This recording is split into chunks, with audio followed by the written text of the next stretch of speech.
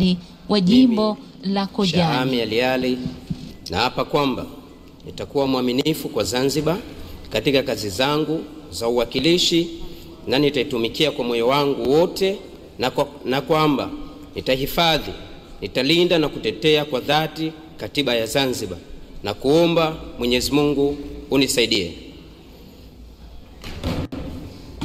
Naam, tayari huyo ni mwakilishi wa jimbo la Kojani, Mheshimiwa Shahami Ali. Nao wananchi wa jimbo la Kojani wamefanya mabadiliko kupitia Chama cha Mapinduzi ya kumweka Mheshimiwa Shahami Ali. Sema kutokana na bila shaka sera wakati wa kampeni namna ambavyo alivyojinadi. Kwa hiyo wananchi wa jimbo la Kojani wameamua kumchagua, kumpa ridhaa kwa imani na upendo kuongoza katika jimbo lao la Kojani. Na baada